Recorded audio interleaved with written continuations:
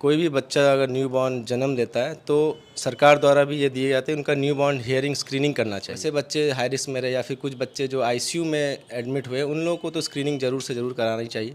उससे ये पता चल जाता है कि कान के सुनने का क्षमता है। वो नॉइस इंड्यूस हियरिंग लॉस होता है कि तेज़ ध्वनि के संपर्क में रहने से, बहुत या तो डीजे के सामने चले गए, तेज़ आवाज़ चला गया, उससे भी कान का सुनने का क्षमता काफ़ी घट जाता है। तो कान का जो नस होता है जो ब्रेन तक आवाज़ ले जाती है, उसकी भी क्षमता घटते जाती है।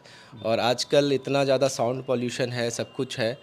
शरीर का एक प्रमुख हिस्सा है नाक, कान और गला, जिसे ईएनटी कहते हैं। अगर एक में बीमारी आती है तो दूसरे तीसरे में भी प्रभावित होने की बहुत ज़्यादा प्रबल संभावनाएं रहती है। हमारे साथ मोबाइल के फ्रेम में डॉक्टर आशुतोष हैं, जो modern ENT head and neck hospital चलाते हैं और साथ ही साथ भागलपुर जो मायागंज अस्पताल है वहाँ पर सीनियर रेजिडेंट डॉक्टर के तौर पर काम कर रहे हैं। बातचीत करेंगे और कुछ बिंदु को हम समझने की कोशिश करेंगे। सर, ये तीनों ही प्रमुख हिस्सा है हमारे शरीर का, कान, गला और नाक। अमूमन देखते हैं कि बहुत सारे लोग खुले में मतलब मुंह को रख करके सांस लेते हैं, तो ये कैसे समस्या है, किस तरह की समस्या होती है, इसका निवारण क्या है? जी, प्रायः ये देखते हैं कि जो मुंह खोल के जो सांस लेते हैं, ज़्यादातर ये बच्चों में होता है। जिन बच्चों को बार बार सर्दी जुकाम होती है, उनमें एडिनॉइड एक टिश्यू होता है नाक के पीछे, जो बढ़ जाती है, जिसकी वजह से सांस की नली में सांस प्रॉपर नहीं आता, तो बच्चे मुंह से सांस लेते हैं। जब अगर बच्चे मुंह से सांस लेते हैं तो उससे बहुत सारे सिम्टम्स आते हैं, जैसे बच्चे का दांत आगे निकल जाता है, पैलेट हाई आर्च हो जाता है और चेहरे में भी बदलाव आती है और उसको रेगुलर इन्फेक्शन होने का चांस रहता है।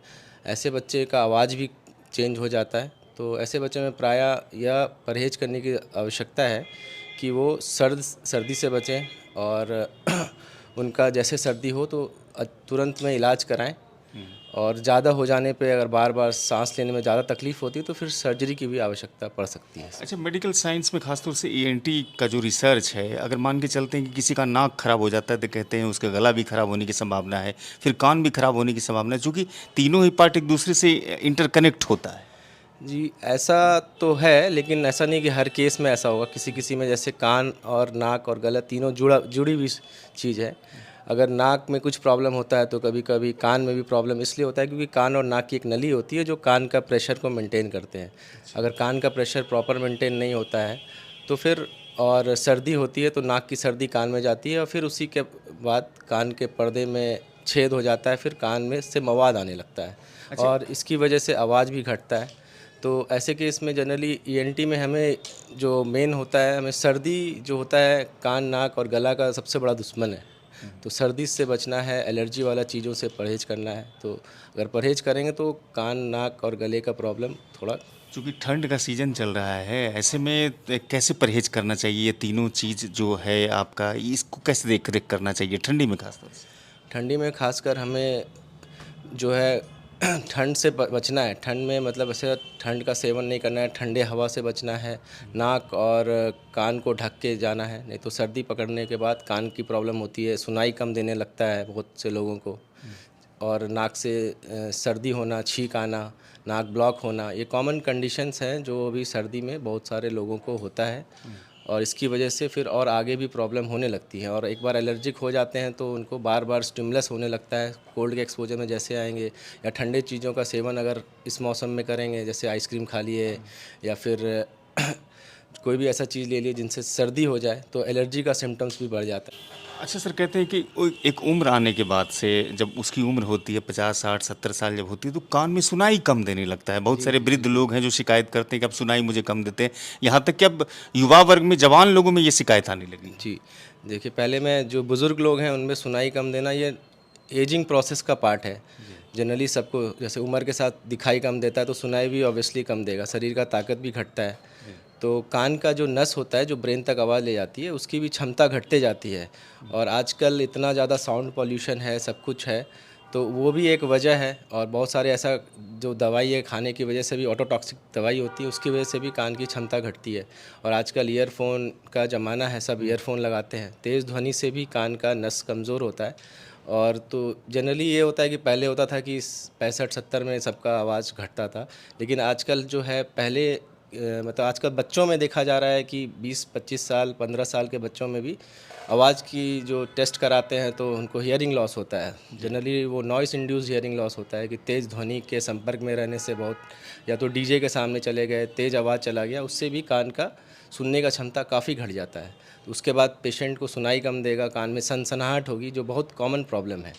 अच्छा, एक और सवाल मैं करूँगा, चूँकि जन्मजात जो होते हैं कहते हैं वो बोल नहीं पाते हैं, गूंगापन होता है, तो क्या मेडिकल साइंस में खासतौर से जो है आपका विभाग है, उसमें संभावनाएँ हैं कि अगर इलाज हो एएनटी के माध्यम से, तो वो संभावनाएँ रहती है, पॉसिबिलिटीज़ रहती है? जी बिल्कुल। और जैसे भी कोई भी बच्चा अगर न्यूबॉर्न जन्म लेता है तो सरकार द्वारा भी ये दिए जाते हैं, उनका न्यूबॉर्न हियरिंग स्क्रीनिंग करना चाहिए। हियरिंग स्क्रीनिंग करने से होता है, उसको ओएई एक टेस्ट बोलते हैं, ज़रूरत पड़ने पर बैरा टेस्ट किया जाता है, जिससे पता चलता है कि बच्चे का कान की सुनने की क्षमता है कि नहीं। जैसे जो बच्चे को बर्थ में हाइपॉक्सिया या बर्थ के समय कुछ प्रॉब्लम हो गया, बच्चा देर से रोया, वैसे बच्चे हाई रिस्क में रहे, या फिर कुछ बच्चे जो आईसीयू में एडमिट हुए, उन लोगों को तो स्क्रीनिंग ज़रूर से ज़रूर करानी चाहिए। उससे ये पता चल जाता है कि कान के सुनने का क्षमता है कि नहीं। नहीं तो होता है कि बच्चे बोल नहीं पाते हैं, पेरेंट्स को भी पता नहीं चल पाता है, तो लेट डायग्नोसिस होने पे जो चांसेस होते हैं ठीक होने के वो भी कम हो जाते हैं। और बच्चा जितना लेट डायग्नोस होगा उतना लेट ट्रीटमेंट होगा। लेट ट्रीटमेंट होने पे बच्चे का डेवलपमेंट नहीं होगा। अच्छा, आप चूँकि सरकारी महकमे में काम करते हैं, तो ये सारी जो बीमारियाँ होती है, कान से जुड़ी हुई, नाक से जुड़ी हुई या फिर गले से जुड़ी हुई, तो कभी-कभी देखते हैं सरकार की तरफ से जो यंत्र होते हैं, वो भी मुहैया करवाए जाते हैं। तो सरकारी अस्पताल कितना सफिशिएंट है, कितना सरकार वहाँ पर मदद पहुँचाती है इस तरह की बीमारी से गंभीर रोगियों को? देखिए, हमारे यहाँ मायागंज अस्पताल में कान के जितने भी ऑपरेशन हैं, सब तरह के ऑपरेशन होते हैं, हम लोग वहाँ खुद करते हैं। और जो वृद्ध लोग हैं उनको हियरिंग एड भी साल में 1-2 बार, जो हियरिंग डे हुआ उस दिन भी दिया जाता है।